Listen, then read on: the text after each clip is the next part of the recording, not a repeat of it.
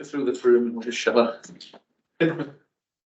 Make sure your mobile phones are either switched off or put on silent, please. There will be members of the public and press attending this meeting virtually. Can I please ask those attending virtually to switch off your microphone to avoid any disruption during the meeting? Alison, good morning, Alison. Hope you're okay. The meeting is being recorded.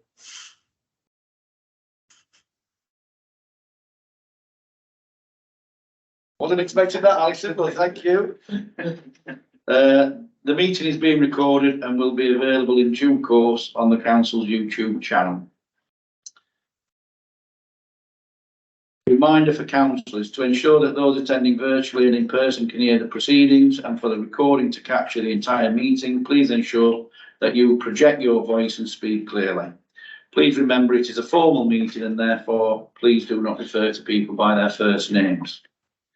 There is no fire alarm planned, therefore if the fire alarm sounds, officers will direct you to the nearest exit from the meeting room onto the car park. Thank you. And let's begin, I think. Yeah.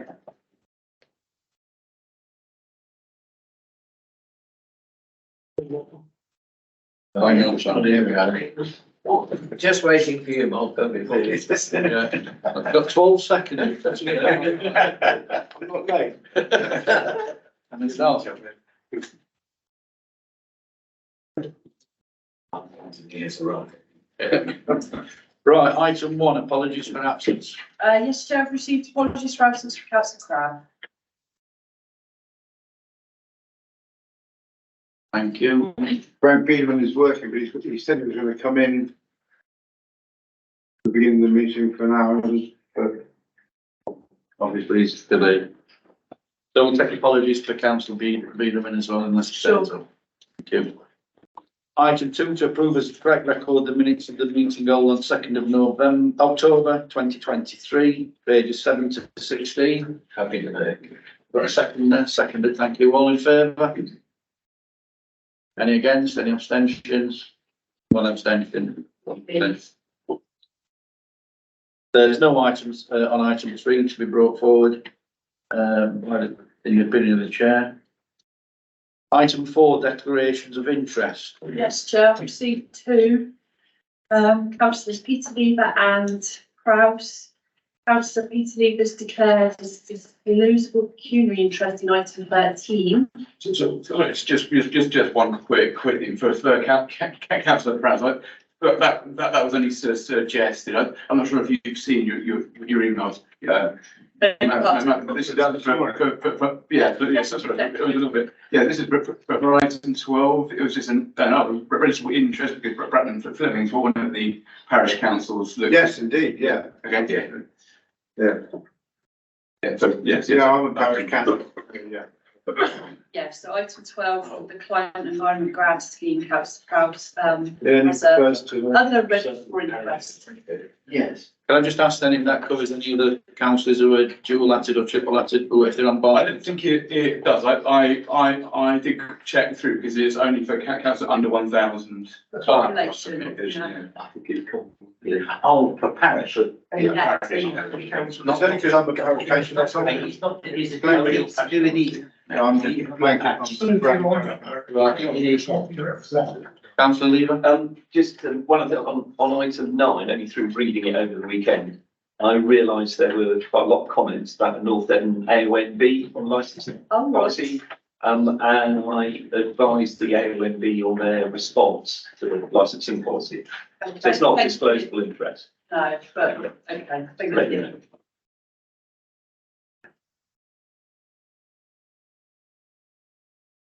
Yeah. No more from the room? Thank you very much.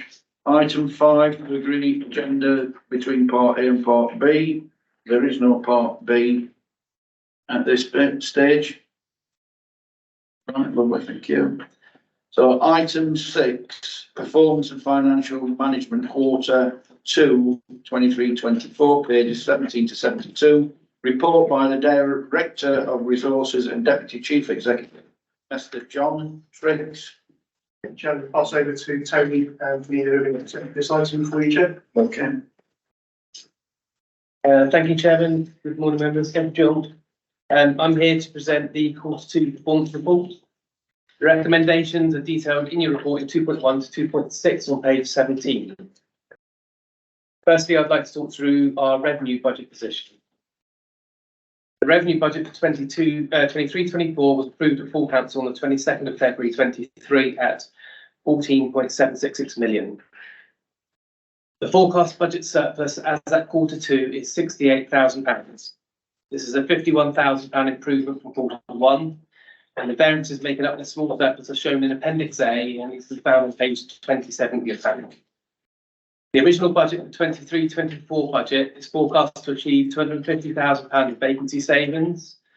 The current position forecasts that this will be that will achieve 142,000 based on no vacancies to date, but it's anticipated that the budget 250 will be achieved by the end of the financial year.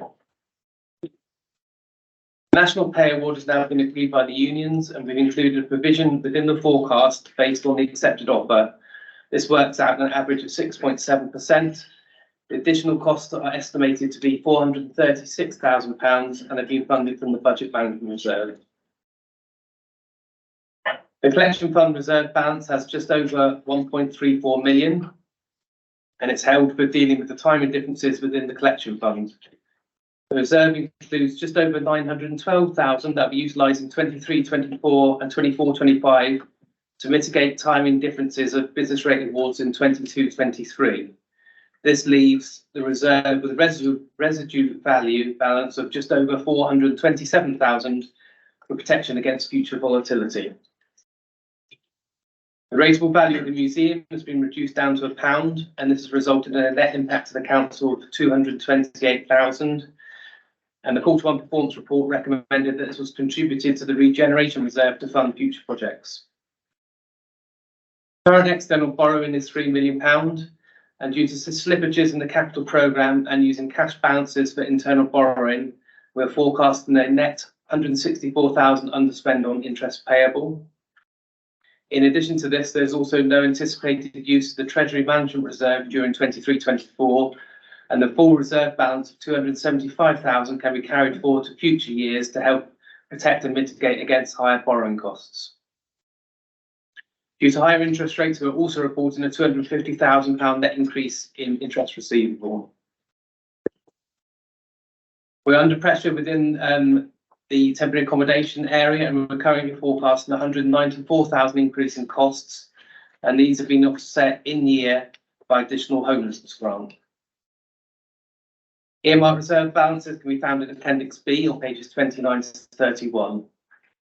That concludes the revenue. I'm just moving on to capital now. The capital programme is attached to Appendix D, pages 35 to 39. The current 23-24 capital programme stands at just under 23 million. We're proposing variations of minus 5.4 million, consisting of 3 additional capital bids, reduction in project costs and changes in scheme fundings, and £5.2 million of spend slipped to later years. The full details of these movements can be found in 4.4.3 of your report on pages 19 to 21. These changes take the revised capital programme for 23-24 to 25-26 to just under £35 million, and the programme is funded by £13.3 million of capital receipts and borrowing, £18.7 million of external grants, and £2.9 million of earmark reserves. The actual spend at the end of the period was £5.3 million. Release of funds for this quarter can be seen in 4.4.8 of the report on page 22. Treasury management, debt management and general debtors are detailed in sections 4.5 to 4.7. And Appendix E sets out our 5 programmes and the project setting beneath them with updates on progress to date. Nina is here to provide a little bit more context and information in relation to Appendix E. But before I hand over to Nina, are there any questions on the report so far? Councillor Lane. Thank you, Chairman. Regarding the wage rise, I think 6.7%. Now, is the 436,000 the total amount of wage rise, or is that the 4%? 2.7. The 436,000 is the extra, so we had 4% in the base budget already. Yeah. So that 436,000 relates to 2.7% on average across the board. I was thinking, because you included the 4.4% originally, which was 436,000, if it's gone up by 6.7%, it wouldn't be another 436,000, would it? It's percentage, because I think the percentage is 300 and somewhat, I think when I worked it out, what you originally allowed was 4%, which is 436,000. Which is the 4% going up, but you suggested it may go up to 6.7%. Would it wouldn't be another 436,000 on top of it? Because when it shows on page 27, it shows another sum of 436,000. What I'm saying to you is, if it's 4% and it's 436,000, No, the 436,000 relates to the extra over and above the 4%. so are you saying that you allowed originally to cover the 4%, you allowed 436,000? No, we don't, what was the 4%? So the original budget chair was included 4%. It was what I mentioned, that sum. Our payment is around 17 million in total. So each 1% equates to about 170,000. So the Okay. original budget for the current financial year included 4% for the increase. Okay, So that was already built into the budget, which is about 700,000. okay, The 436 is because the pay award is now coming in higher than the 4%. yeah. The extra 2.5% is the 436. So that's over and above what was originally factored into the next budget. Okay, thank you very much. Councillor Ward, and then I've got Councillor Lever. Yeah, thank you. My question really is about the homelessness situation. Obviously, we've had an additional homelessness grant this year. And I'm very concerned about how this is likely to pan out in the future. I expect we would be discussing this tomorrow evening, for example. But I just really wanted to highlight the fact that the homeless bill seems to be rocketing at the moment and is likely to continue in that way. Is that how you see it? Mr. Miles? Yeah. So the original budget for this year included provision for up to around 60 households in temporary accommodation. It's now looking around 70 households at the moment. So that's added a further 190,000 to the net cost of temporary accommodation. Fortunate that the homeless prevention grant has come in to mitigate that in the current year, but we don't know whether that additional provision will be in the funding settlement for next year or not. So the risk to the council is obviously that level of demand from the service is higher than was originally in the base budget, and therefore that will be an additional pressure on the budget next year. Plus, if that number starts to increase further, obviously the cost of living crisis and obviously mortgage children coming to an end, no doubt will add additional pressure onto that moving forwards. We are trying to protect that by buying our own properties. So we have mitigated that by members approving additional properties we purchased this financial year. Part of the consideration of the budget workshop tomorrow might be around whether you want to extend that further and buy more properties into the future, because obviously that does reduce the pressure on that budget by owning our own properties because it's more cost effective. But the risk is that additional increase on that demand in that budget moving forwards will add further pressure to 24-25 unless there's further funding coming forward from the government as part of the financing plan. Councillor Lever? Yeah, it was just on the capital programme movements.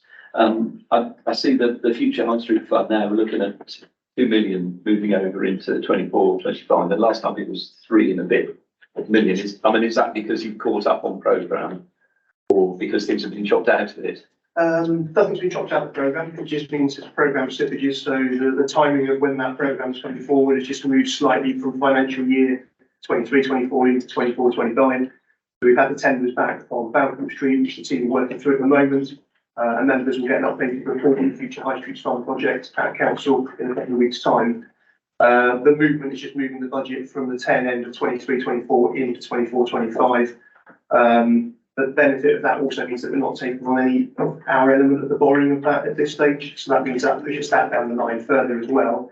And obviously with interest rates being higher at the moment, actually benefits the budget by not taking on that borrowing. That's an earlier opportunity. So it's just the timing of moving it into 24-25. Thanks. Councillor Brown? Chair, I just wanted to ask John Triggs about with interest rates now, you know, we're having to borrow 5.5%, aren't we? So does the business case still stack up for buying individual places rather than trying to find something like an emergency institution type, a hostel type thing? Because obviously each one, the on costs of buying each property, legal fees and all the other things, and then borrowing 5.5%.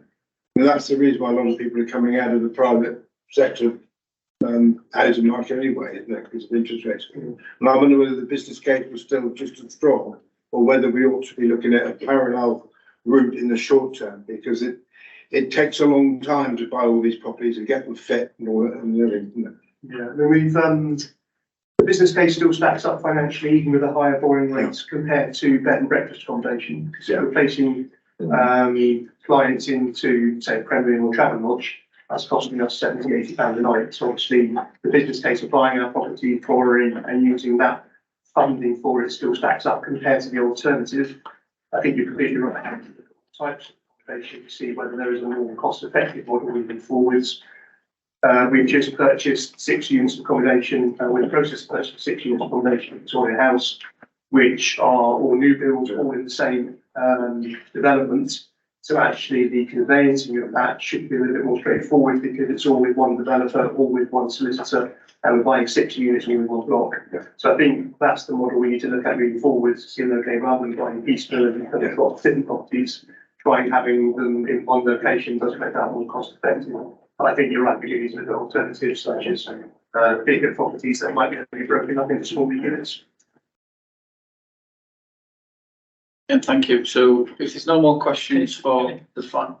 Anna, can I ask a question about the earmark reserves and that? I think originally you used to show up planning on the earmark reserves about some of the money in planning additional, would they immediately use it for some reason or other?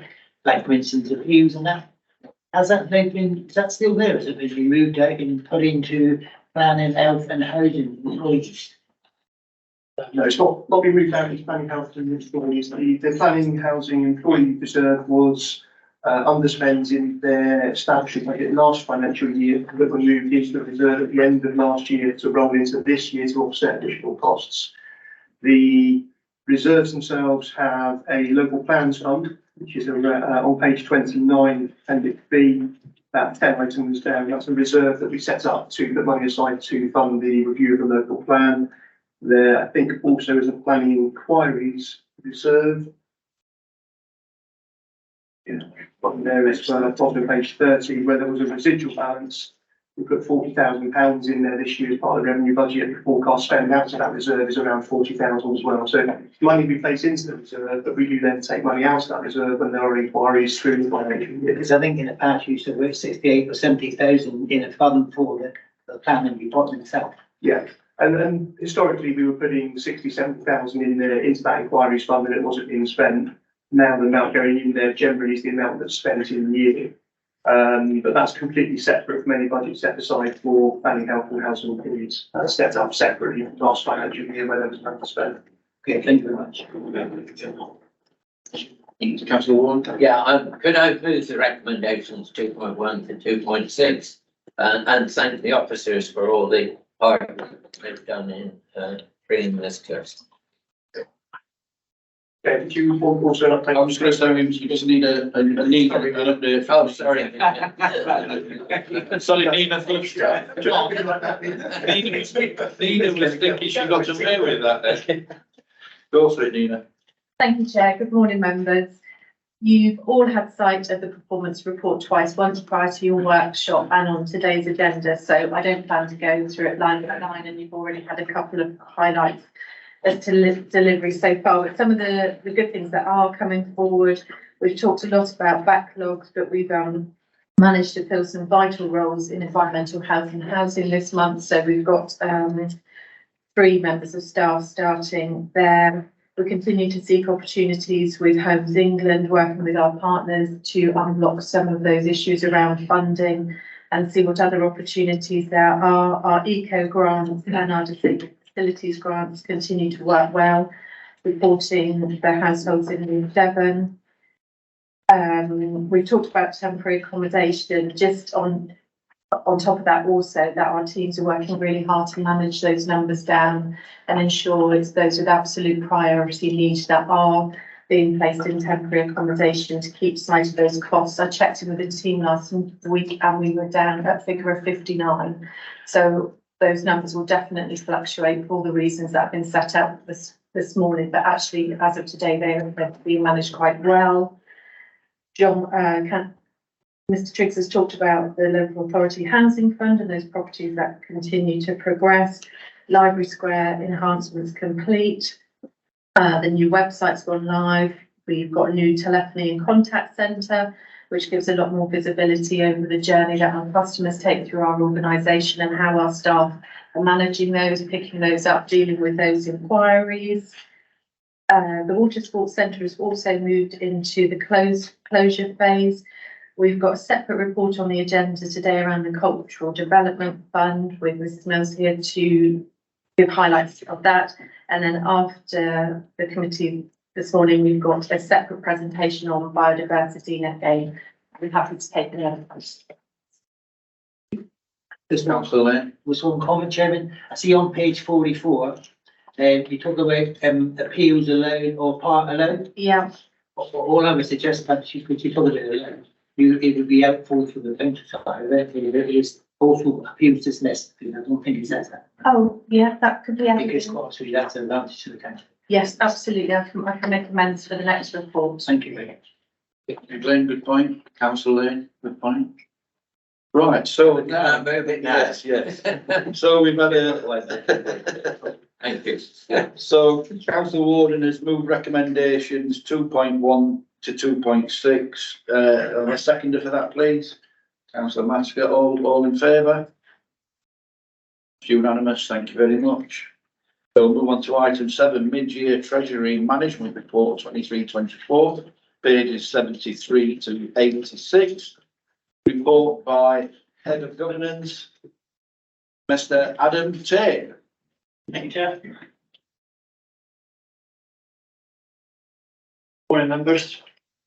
None of those are recommendations. Thank you, Chair. Right, those recommendations have been proposed. Adam. Thank you. The Council Treasury Management Strategy 23-24 was agreed by full council back in February. This is the mid-year review report, which is looking to make some amendments to the strategy and to give members an update on our current Treasury position.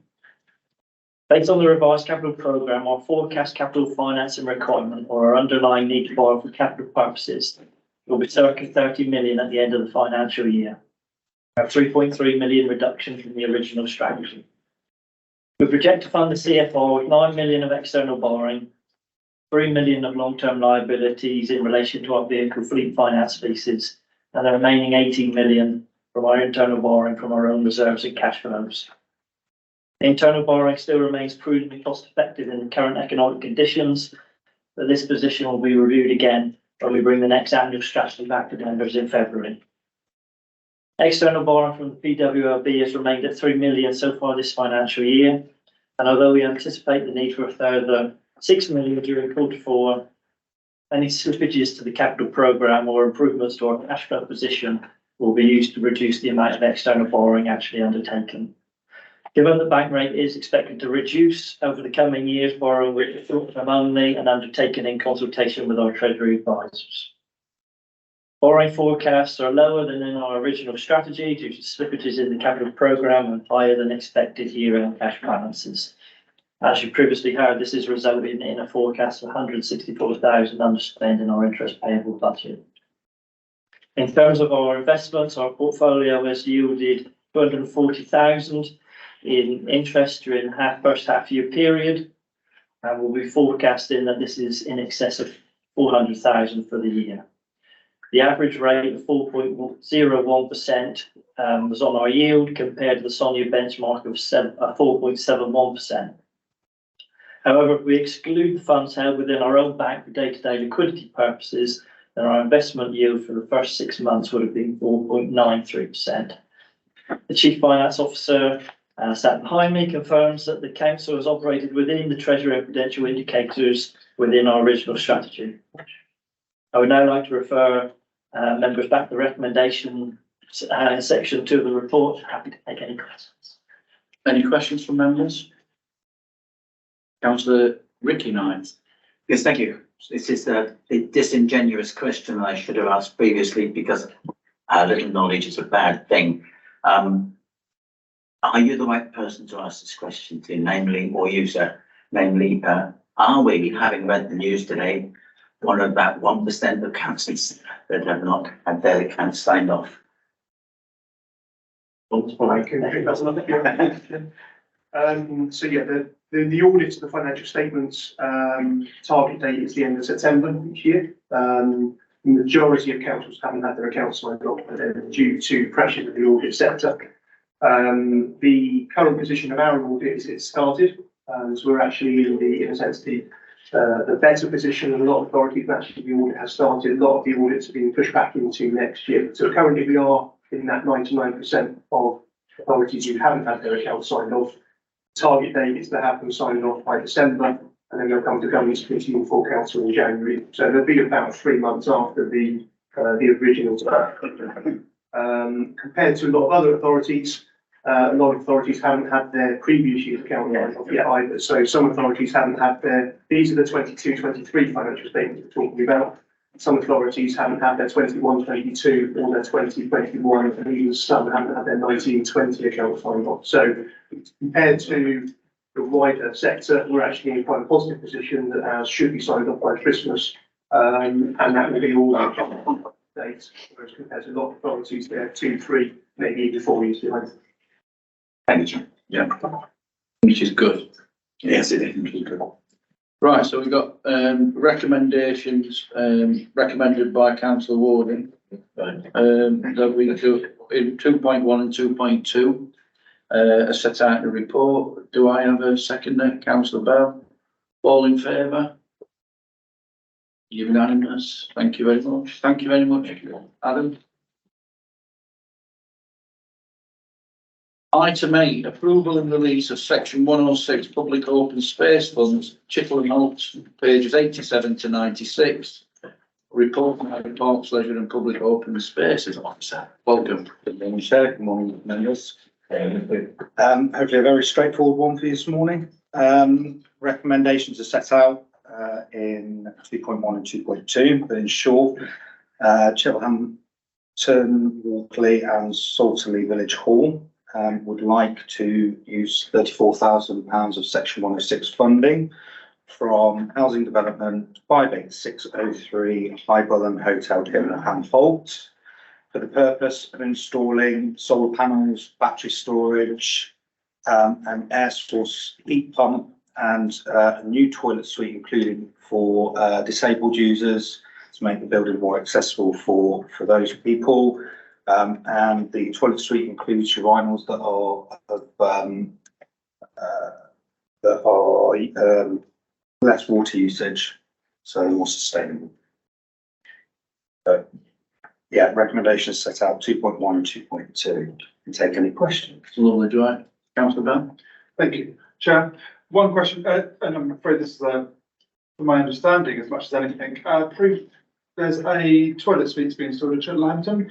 We've previously been told in the launch that that's not acceptable use of that section 106. Is there a change or is there something that we should be aware of? So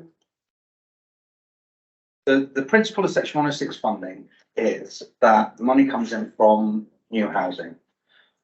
We, within our policies, ask that those developers deliver facilities on site. They don't have to do that where it's not viable due to housing numbers or the level of facilities that would be required on site don't make sense, i.e. they'd be putting in an 1/8 of a football pitch or a 1/10 of a community centre. They would contribute on site. We then need to use those funds for the premise of increasing capacity. So in this situation, we're increasing capacity for disability users because at that point, currently, there isn't that usage there. If it's for the purpose of purely swapping existing for new, that is maintenance, something that should be looked at within the business planning of the facility itself. So if it's about providing something that's new, something that increases capacity, that's something we can fund through section 106 funding. I think this is a disability issue, so I'll come back to you later after the meeting, that's all right. Of course. Thank you. So thank you very much. Can I just ask this point of information for myself, really, nothing to do, I think I'm absolutely fine with the application and the report. There's 14. Will it still be eligible for the £7,500 government grant? Not aware of that grant. Or if you put in shares 14 votes, you can get a £7,500 government grant. I mean, it's a win-win. If it is, it's great. Right. I'd have to have further information on that, so he would be the best person for me to. Is it individuals or the businesses? That's what I thought it was. Once when it makes sense, I don't know. Just looked into it. No, they would not be eligible for it, because we just looked into it around Edinburgh. Oh, right, okay, thank you. Very nice. Most probably because it's a business, class of the business and not personal. Councillor Yeah, I'd like to move this because I think this will be absolutely great for Cheltenham Holt to have this. So, yeah, I'm all in favour of the recommendations. 2.1, 2.2. That's seconded. All in favour? Unanimous. Thank you very much. Thank you, parish, tried to stop the development. Thank you.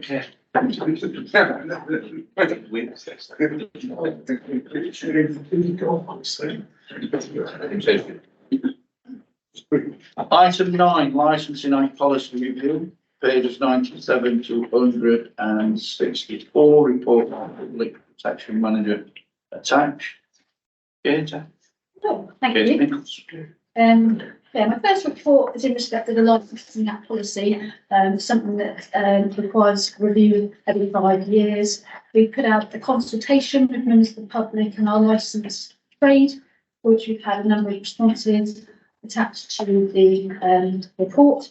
The main proposed amendments are set out in the 4.6, and in addition, after we put out the consultation, the government decided to make amendment to the section 182 guidance for local authorities, and there was a section in their August 2022 update which encompassed healthcare and counter-terrorism measures. So in addition to the amendments before you, you will note a new paragraph as a result of that 182 guidance that's been revised, that section 4.5. In terms of the responses, 22 responses were received in respect to the consultation, 17 by the web form, 5 by way of direct communication. Of the 17 using the web form, 5 were made by individuals representing an organisation, including shops and hotels. 1 received from CARA, which is Croydon Area Residents Association, and of those 5 by way of direct communication, 1 was from Georgetown Parish Council, another from Woodbridge Parish Council, and additionally 1 further response was submitted by the manager of North Devon Coast Area of Outstanding Natural Beauty, which was received after the consultation closed. However, still in time for publication of this report, so it's been included for consideration as outlined there, contained at Appendix B. I've gone through each in turn and then put in comments pertaining to each of them, just to provide members some context as to whether they have the council can include them or not. Further to the comments received, we've made some amendments which encompass a new comments box in our representation form, and then you'll note at 4.11 there are 2 additional paragraphs, 1 pertaining to public nuisance and the fact that in the 182 guidance it retains its broad common law meaning, and it may be appropriate in circumstances to look at the amenity environment where people are working in the area of licensed premises, and particularly like nuisance and things like that. So that's encompassed, you know, that under 4.11 that's 3.4.1 in the paragraph, and at 3.4.4 similarly there's some further information that we intend to provide in respect of light pollution and the balancing act required there. So in terms of the recommendation for you, it will be that members make recommendation to full council for the approval of the revised policy, which would then come into effect in the January of next year. Thank you very much. Members, I think this is some good work done by the team. It's a lot of work. And obviously this is to fulfil our statutory obligations. We have to do this. So the recommendation is set out in 2.1. Do I have any questions or can we go straight to a mover? Councillor Bell? Thank you. Two questions if you don't mind. So both of them slightly picky. 11.3, I think, refers to the use of nitrous oxide. It does say that the licence holder should reject anyone entering with licence. That would include paramedics, according to the reading of the document. I think that should probably be, while we don't necessarily want to criminalise paramedics doing their job, they would be entering the premises using nitrous oxide as it reads. That would be against the spirit of the document. Okay, well, we could encompass paramedics will put in something to Thank you to very take much. that into account. That's not I think the that, problem. It wasn't obviously designed to. no, but it's an area that I felt that it should be specific. Yeah. And not wanting to be overly controversial on this one. Appendix B refers to councillors as being able to account as signatory. That include parish councillors. My only thought is that 75% of town and parish councils aren't elected in this area. Simply people who are able to put their names down and then become a county signatory. I wasn't sure how we stood with regards to that. We can go either way, so that will be at our discretion. At the moment, the section 102 guidance doesn't provide any information pertaining to who would be acceptable in the county signatory.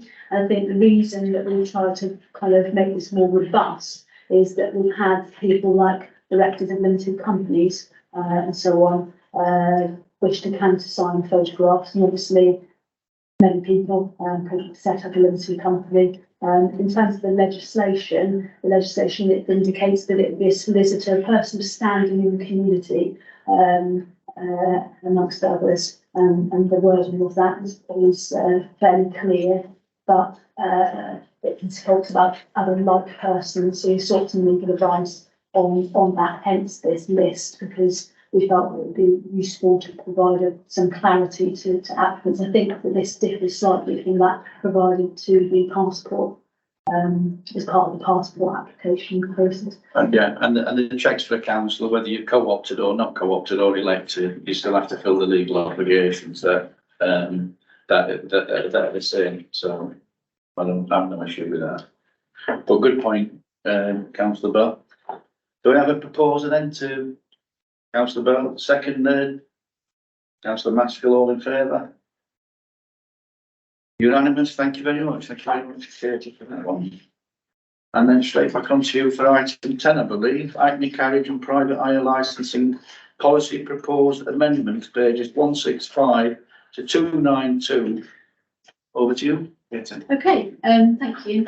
This report pertains to the Hackney Carriage and Private Hire licensing policy. We've done an awful lot of revision to this policy to bring it in line with the Department for Transport guidance over the last couple of years, and the document is really much improved. However, there are things that we wanted to take stock of, and they are outlined in 4.1 of the report. And they're really minor amendments to things such as wheelchair accessibility, certification requirements, our vehicle inspection form we've updated, removal of the requirement for licensed vehicles to contain a fire extinguisher based on consultation with the fire authority, and I think really the advice was to get out and keep a distance, and that it would be counterproductive to try and fight fire in that instance. And obviously it's burdensome on local authority licensing officers in undertaking the inspection of those to ensure that they're serviced and so on and so forth. So that will be something that the trade will be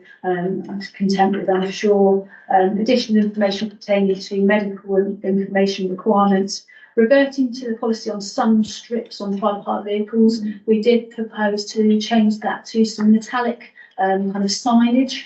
However, the trade were very concerned about that, and we did license a number of quite high-end vehicles, Teslas and the like, and they were worried that would the paint would be scratched by the kind of these magnetic stickers, for want of a better word, and so that caused some discontentment, and so we decided that it would be best to revert to the policy that we had in place prior to that.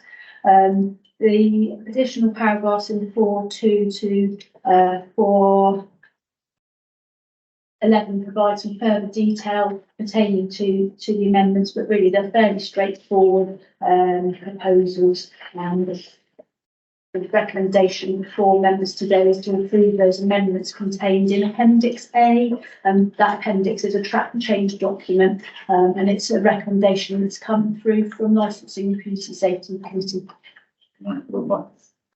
So we've got recommendation, councillors. Do we have a proposal? I don't see anybody's hands up.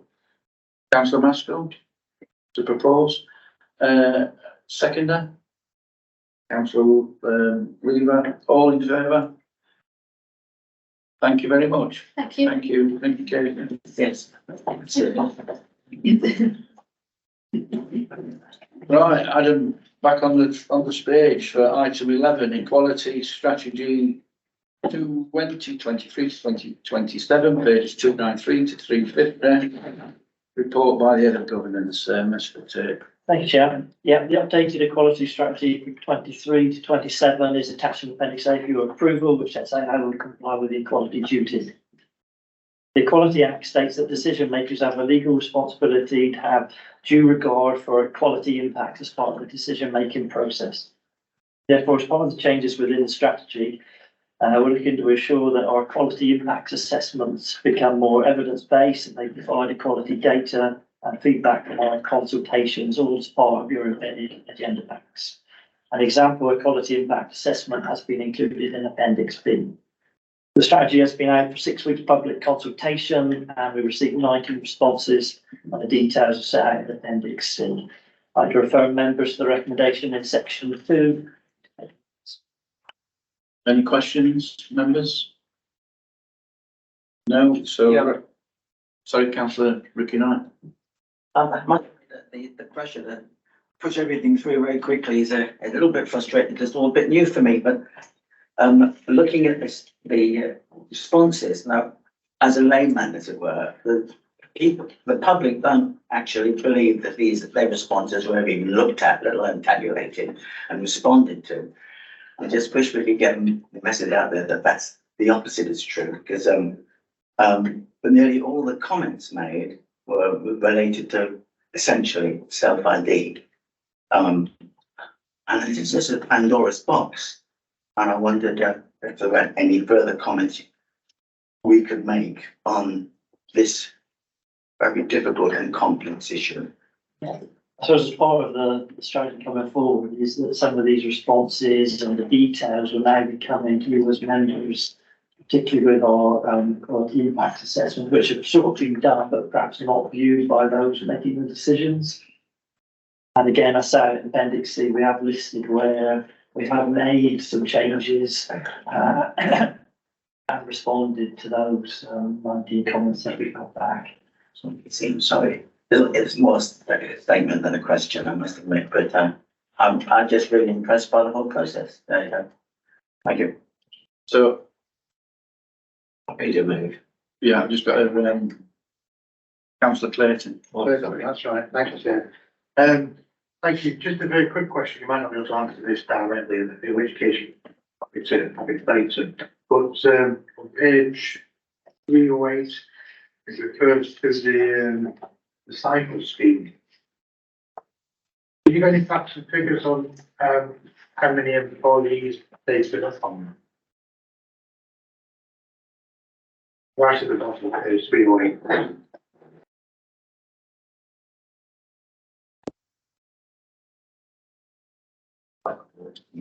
Yes, so you saying there's a query over the numbers? So Yeah, I'm just wondering how many, every great scheme, I know lots of places do, just how many, because for example, Brindley, it's a long way to cycle for many people out here. I'm just wondering whether it has an effect on this. Yeah, How many have we? I haven't got the exact number, but 10 to 15, maybe a little bit more than that. It's something that certainly recently with electric bikes, a lot of people have shown some interest that we've extended the scheme to actually allow those bikes where previously. Electric bikes are included in this. Yes, they are. Yeah, yeah, they are. I understand to councillors and. I would have to check with these people. I'm sure they have to tax it. Yeah, because it's an employee, issue that it's not necessarily employees. It affects their pension. You see, a lot of people think you're getting it off with the tax, but you can affect the pension element of it. The more you think council leaver needs a bit more exercise. It's a long and honourable bike ride up here.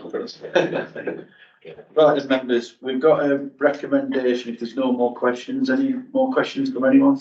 No. So the recommendation is that members adopt the equality strategy for 23-27, and it's proposed by Councillor Knight, because he's very impressed with this one. Okay. Is that all right, Councillor Knight? Yeah. Ricky Knight. Do we have a seconder?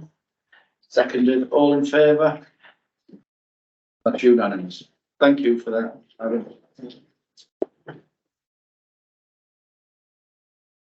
Item 12, Climate and Environment Grant Scheme for Parish Councils 2024 to 2025, pages 351 to 36 there.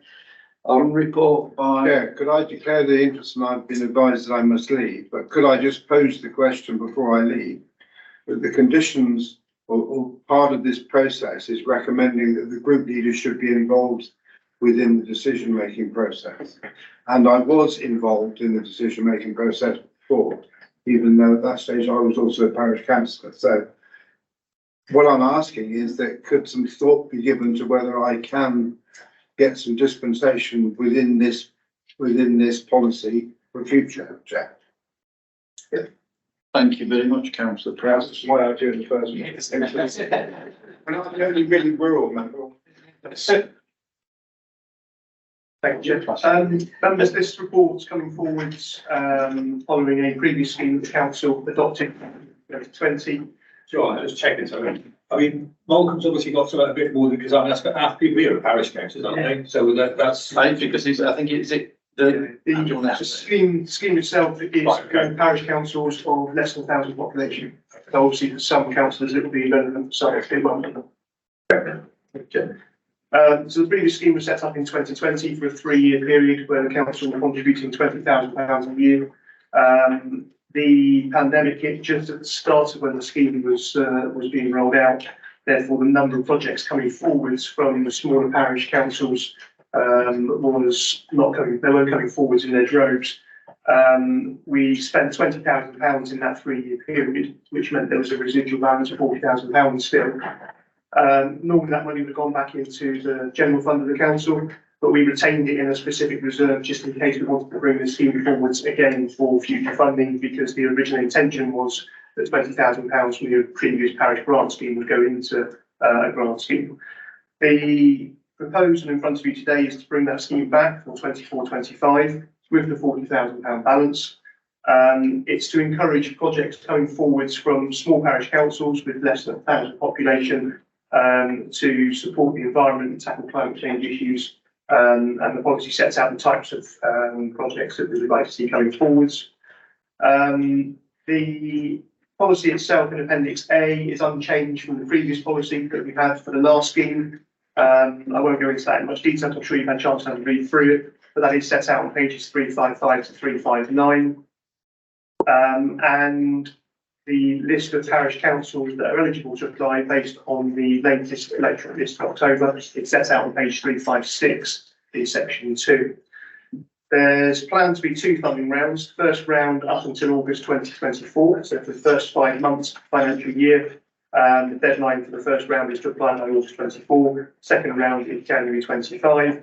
As alluded to by Councillor Prowse, in terms of administration of the grant scheme, previously there was a panel of councillors which consisted of the group leaders, the lead member for climate and biodiversity, and myself as Director of Resources and Deputy Chief Executive.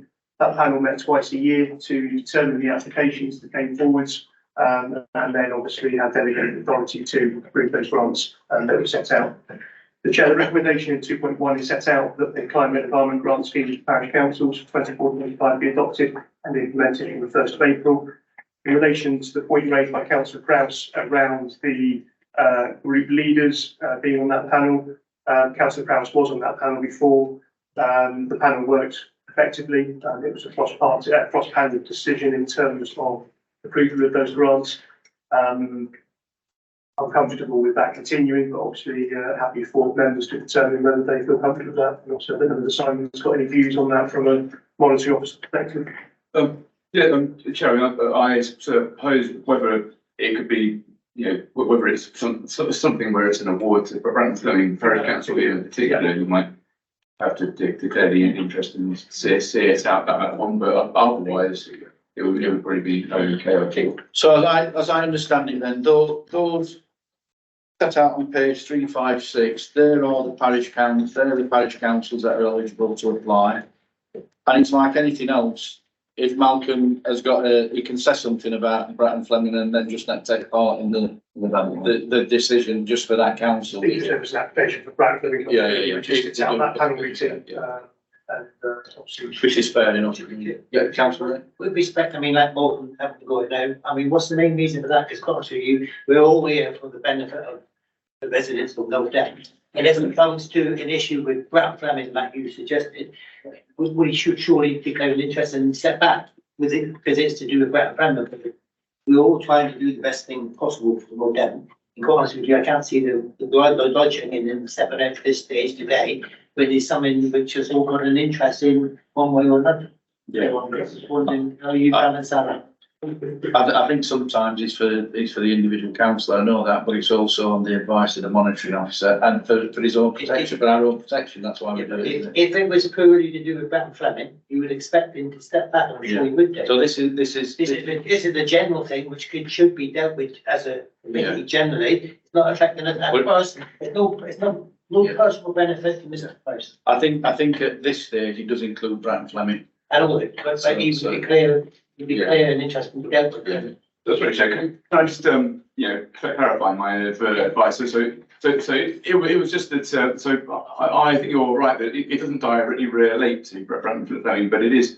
But because we're looking at how the funding will be set up and the parameters and things like that, it seemed advisable that it will affect it, and a member of the public may consider Councillor Prowse's views to be clouded somewhat because of the financial interest that Bratton Fleming Parish Council might have in this. I mean, I thought it was advisable that he stepped out for this.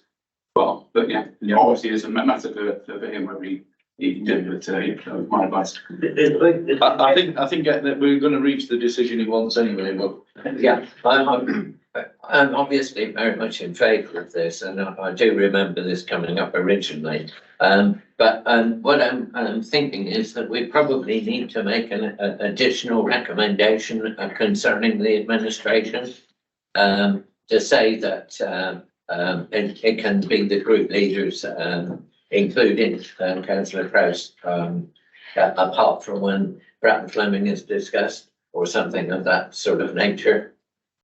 I mean, what we, and obviously the recommendations for the policy to be adopted, I think what we could do is make it clear in the policy under section 8 that obviously if any of the applications coming forwards from parishes where any of those group leaders are members of, that obviously they don't actually be sitting.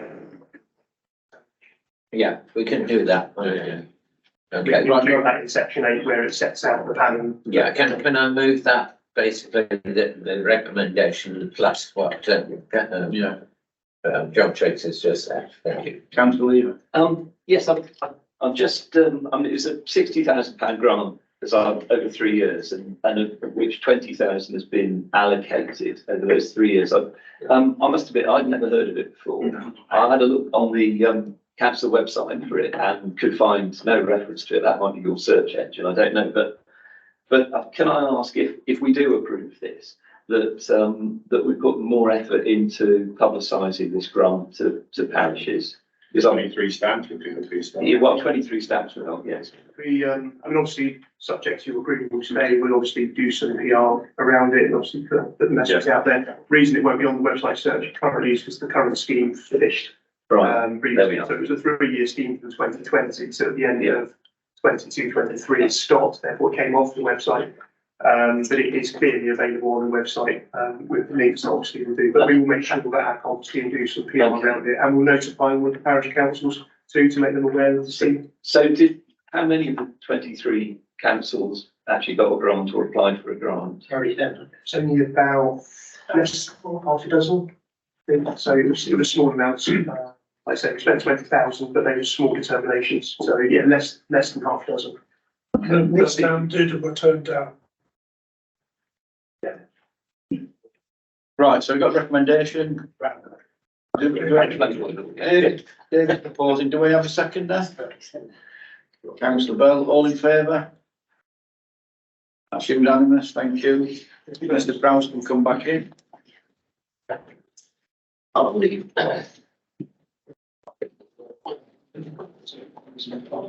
I've been making this item last about 2 hours. Chair,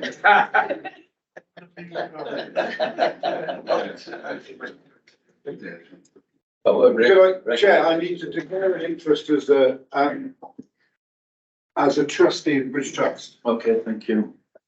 I think. Yeah. No, no. You're allowed to leave. I'm appointed by the district council. Yeah, no, I don't think so, no. I haven't checked any other emails. This report is only to note anyway. There's no active decision being. But Malcolm, was it worth you coming today though? Yeah. My gearbox gone bang, my daughter under duress drove me in this morning anyway. So there's all been a bit, you know. Right, item 13, Flourishing Barnstable Cultural Development Fund. Project update pages 361 to 364, report by Museum Manager Alison Mills. Welcome. Thank you. So I'm here to update you on the progress of what we've always called the CDF project, but it does have a name, it's Flourishing Barnstable. So just running through quickly, this report, as you said, is really only to note and just to let you know a bit more about the project and to answer any questions that you might have about it. So Flourishing Barnstable is aiming to re-establish Barnstable as the cultural centre of North Devon, following on from the cultural plan that we adopted last year. We got funding this April and we have until the end of March 2026 to spend the money. On the capital side, there are 3 main areas. One is to complete the refurbishment of 36 Outport Street as a visual arts and creative industries hub, to create a new performing arts and learning hub at Bridge Chambers, and then there's some money for improving wayfinding and public art within Barnstable. There's also revenue funding for 3 years of activity, including business development, community engagement, festivals, and importantly, marketing. We have 3 million from the government's cultural development fund. We are matching that with some money from the Market Quarter project, and we have £150,000 from the Bridge Trust. So far, it may seem like a slow start. We spent a lot of time sorting out the agreement between the 5 partners who are involved in this project. We had some delays from the Arts Council side as well, because we switched project officers several times during that period, but we're now up and running. And if any of you have been to the Penny Market since Friday, you'll have seen the first exhibition activity, which has been installed in there. A little bit more detail. The scope of the project, as I said, is for those 3 capital areas, and the figures for those different sections are in section 4 of the report. And the reason why we're creating those 2 buildings is really about increasing the cultural economy within Barnstable and providing spaces where people can interact, where they can develop sustainable businesses, and where we can work with young people to encourage more young people to stay in North Devon and increase their opportunities for careers within the cultural sector. On the revenue side, we've got 3 jobs. We've appointed those posts now. So Lee Baxendale is our cultural producer for Barnstable, and I'm sure most of you have probably come across Lee at some point. He's a very big character and he's bringing an immense amount of joy to the whole project. We've also recruited a community engagement officer. She's called Michelle Nicholson Sands. She's from Peru. Weirdly, she's got a huge amount of experience internationally at working with communities mostly using drama, but using culture to really empower communities. So we're really looking forward to her getting stuck into the job. And the 3rd officer, Jess, is starting in December, and she's been tasked with supporting creative businesses and individuals, working out what their business needs are, what their training needs are, how we can support them, and helping us to increase the performance of that sector within Barnstable in particular. Where we're up to, obviously, the Boutport Street building is also part of the Future High Streets project, so that's very much dependent on progress on that project in order to complete and the Boutport Street part of the project. On Bridge Chambers, the Bridge Chambers obviously belongs to the Bridge Trust, and we're working with them to support their procurement of a design team in order to move forward with the project. And the stage we've got to now is we're currently out to tender for the design team. Tenders are due back on the 17th of November, and then hopefully we'll be able to appoint the design team to move forward with those building changes. The other bit, the exciting bit, is public art trails and wayfinding. So we are on Friday received the latest report from some consultants called Urban Foresight, who've been looking at Barnstaple, looking where signs should be, where there are opportunities for public art. And we've just literally had the overlay through on Friday with their recommendations on what the signage should be. And we've got some more consultation lined up with that. We're working very closely with the town council within that strand of the programme. And also it's gone through the Barnstaple Regeneration Board. And then on the activity side, we've got, because of the way the grant is structured, we've got quite a lot of money to spend by April. We've started spending that, as I said, with the project in the Pannier Market, which is showcasing the work of a Brazilian climate photographer called Gideon Mendel. That's working in partnership with Beeford Arts, who commissioned him to do a remarkable piece of work with young people from North Devon called When I'm 40, where the children went out to different locations that have been identified within the coastal climate change documents that they may be underwater by the time those children are 40, and taking photographs of them. And then they've been juxtaposed with photographs that Gideon's taken of people around the world in floodwater, which is also a result of climate change. So it's quite compelling stuff. And I do recommend you go down there and have a look. We've got another major project coming on in the Pannier Market towards the end of December, which is going to be announced this week. And then in the new year, we're looking at how we can support the revival of Barnstaple Carnival, and how we can work with communities to bring it back to life. It's only missed 1 year so far, but we think there's enormous opportunity if we can get some expertise and some help in to work with local people to bring that back to life and make that a regular occasion within Barnstaple in the future as well. And that's where we're up to at the moment. So I'd ask you to note the report, please, and if you have any further questions, then please ask. Councillor Prowse. Chair, all I wanted to say is that I think we all know without Alison, none of this would happen. You know, we are really grateful, Alison. I hope we know that. And you're valued. I mean, it's just so exciting. And to have these things all going on within our town is just so wonderful. And, you know, everybody that went to Food Fest is, you know, singing the praises. I sent an email on to SJ and she said I opened it with trepidation, but it was from one of my constituents said, congratulations on the Pannier Market toilets. They are fantastic. Yeah, so all this stuff is webbing together and it's turning the town and making the town feel optimistic. And I think all of us that, you know, that come from the town or live in the town now are optimistic about the future, and I think it's great. And, you know, this programme is, it's solving for the Bridge Trust a real problem with the building that had no other use without us finding this sort of use for Bridge Chamber. So thank you, Alison.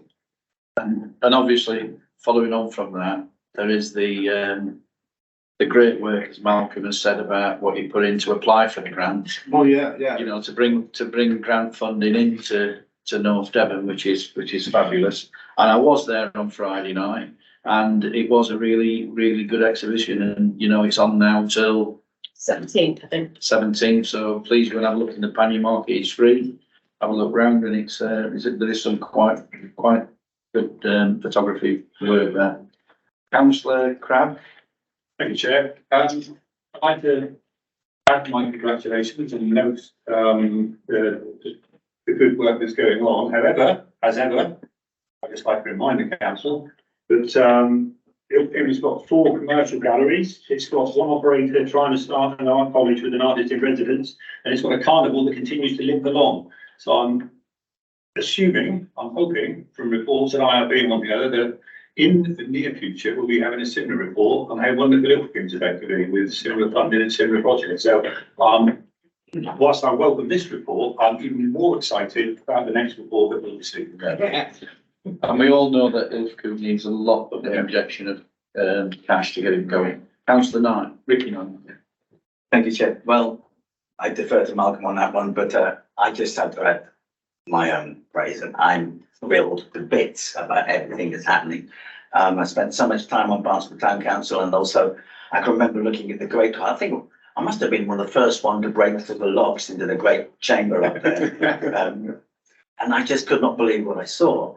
And then everyone said, impossible, no access. So whatever happens in the future with the British Trust run for Beeford is just so exciting, Ilfracombe notwithstanding. So I suppose I could ask a simple question in that case, other than shower you with more praise, namely, where are Ali and Co going to be working from home, or have you allocated a room for them in the museum? We're quite tight because we've got so many people in the museum now. No, they've been allocated the little office in the Panny Market above the toilets. Yes, yes. They don't have any desks yet. The computers are arriving this week. So is the furniture. So, but they'll be either there or in the museum. But you know, if you need to get a hold of them, then they are on council emails, obviously. So just get in touch with them.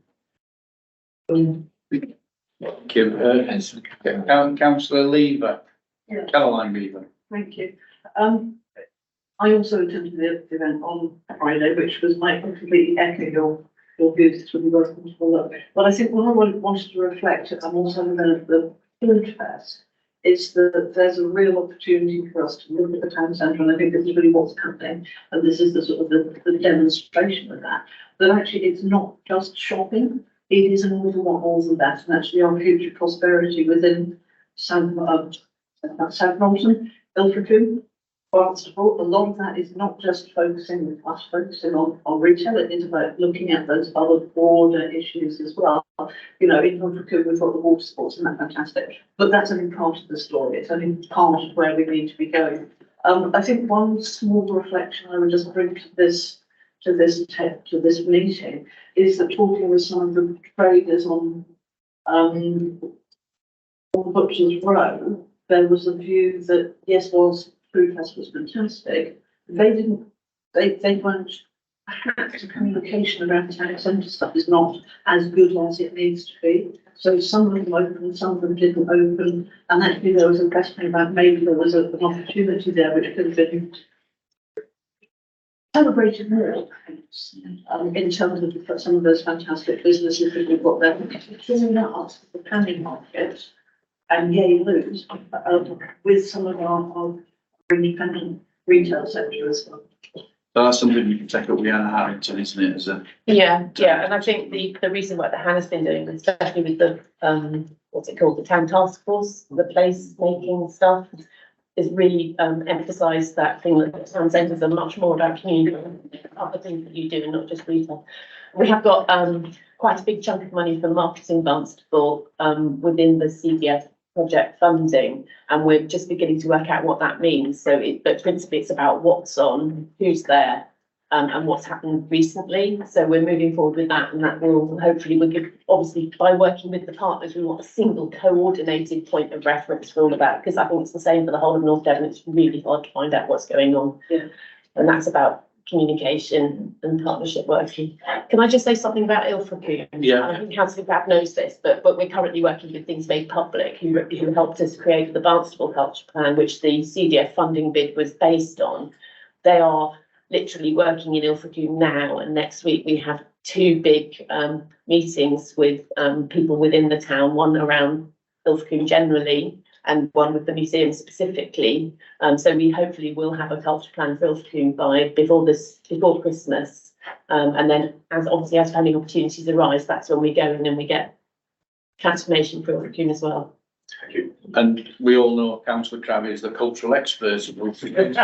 So he'll obviously put in fine chair. Yeah. Can I just make a quick point?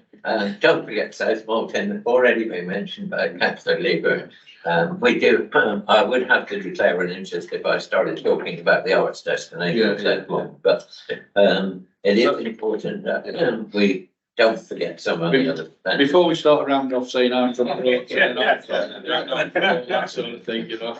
We all know that everybody's got an area that's worthy of it, but on this occasion, I think the main aspect of it is is it's a supplementary in respect of it's adding another dimension to what's on offer in North Devon. And I think it's absolutely fantastic. And actually not to forget the words from Councillor Prowse about the investment into the bridge chambers. You know, that will, that building that we all look round and had a look at, it looked like a soulless empty shell that needed to be opened up and people to use. So I think what it is going to do is bring some sort of really fantastic opportunities and after all that cultural thing. So it'd be really good to get the signage right, the investments right. But topping all that, Alison, it's all down to you, because I know when you apply for grant funding, you've got to keep it within those individual budget lines. And I'm sure you're on top of that. So congratulations to you and your team, but mainly you for bringing it all together. So thanks for the update. So the recommendation is, members know the progress of the project to date. Do you have a proposal, Councillor Prowse? Yeah, can we have our thanks? Yeah. I think that's worth mentioning. Yeah. Can I just ask one question again? Because I know talking about holding and leaving. I mean, here we've got Councillor Lever left, but in actual fact, this is to note the progress. It's not actually not a decision. So I'm just wondering, how does that stand with what Councillor Lever leaving with? It's up to individual lead councillors if they want to leave or not. I mean, that's our prerogative, isn't it? If you don't want to be in the meeting, then I think I can't answer for it. So proposed by Councillor Prowse, yes, wasn't it? Yeah, seconded. Councillor Crabb, all in favour? Thank you very much. Thank you, Alison. Thank you. We'll all look forward to the next update every month.